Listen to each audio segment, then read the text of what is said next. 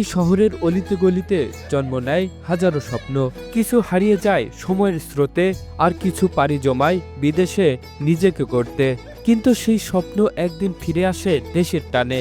এটাই এক প্রবাসীর গল্প, এটাই মোহাম্মদ জহিরুল ইসলামের যাত্রা।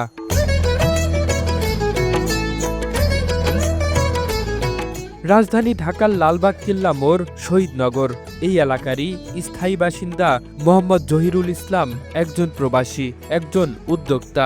2010 সালে উচ্চশিক্ষার জন্য তিনি যান যুক্তরাজ্যে, ভর্তি হন ইউনিভার্সিটি অব সারে, ইউকেতে MBA প্রোগ্রামে।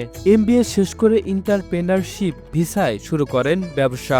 পরবর্তীতে ইউকে ও পর্তুগাল দুই দেশেই সফলভাবে গড়ে তোলেন ব্যবসায়িক উদ্যোগ।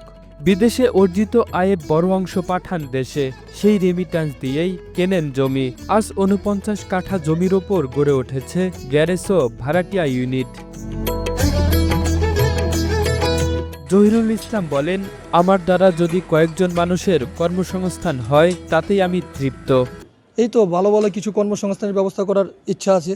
অনেক বন্ধু বান্ধব আছে বেকার, তাদের একটা কর্মসংস্থান দিতে পারলে নিজের কাছে খুবই আনন্দিত মনে হবে, গর্বিত মনে হবে যে আমার একটা বেকার বন্ধুরা আমি একটা কর্মসংস্থান দিছি, আমি একটা বড় কর্মসংস্থান করছি। সেখানে হয়তো যদি 40-50 জন 100 জন যদি আমার দেশে ভাই বেরাদাররা কাজ করতে পারে, আলহামদুলিল্লাহ। যেমন আমাদের এটা আমার এই গ্যারেজের পাশাপাশিও ওইদিকে কিছু আমি ভাড়া রাখছি গরিব মানুষের জন্য, একেবারে সস্তা টিন শেড ঘর।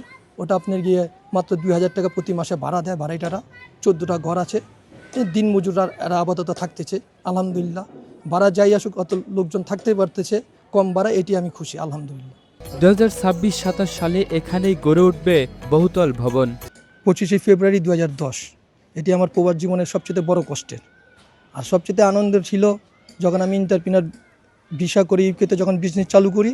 আনন্দের দিন ছিল, কিন্তু সুখের কথা বলার জন্য যে আমার প্রিয় ব্যক্তি আমার মা তখন দুনিয়াতে ছিল না, শুধু ভাই বোনদেরই খবরটা দিয়ে যে আমি বিজনেস করতেছি। কিন্তু দুঃখের বিষয় হলো প্রবাস জীবন সবারই কষ্ট করছি, পড়ালেখা করছি, পড়ালেখার পাশাপাশি পিজা হাটে জব করছি, সেন্সবেরি ডিপার্টমেন্টাল স্টোরে জব করছি, সিকিউরিটি গার্ডের জব করছি, তারপরে আবার বিজনেস চালু করছি। বিজনেস চালু করার পর আলহামদুলিল্লাহ বিজনেস আল্লাহ পাক যা দিচ্ছে আলহামদুলিল্লাহ সাফল্য অর্জন করছি। ওই টাকাগুলি আমি প্রবাস থেকে দেশে পাঠাইছি, ইউকে থেকে প্রচুর টাকা পাঠাইছি এবং পর্তুগাল থেকেও আমি অনেক টাকা পাঠাইছি। পর্তুগাল আমার এগ্রিকালচার ফার্ম প্লাস একটা ট্যুরিস্ট শপ ছিল, ওখান থেকেও মোটামুটি আলহামদুলিল্লাহ ভালোই প্রফিট হয়েছে। ওইগুলা দিয়ে ভাই বোনদের সাথে সম্মিলিত হয়ে আমরা এই জমিটা ক্রয় করি, আর অন্য জমি ক্রয় করছি। এটার মধ্যে আমাদের 4 ভাই 3 বোন, এই 49 কাঠা জমিটা সবই যৌথ। এবং আমার ফিউচারে প্ল্যান আছে যে এই যে গ্যারেজটা আমি চালাইতেছি, ফিউচারে প্ল্যান আছে ইনশাল্লাহ এই বছর শেষের দিকে বা 2027 সালের জানুয়ারিতে আমি এটা ডেভেলপারের কাজ ধরবো।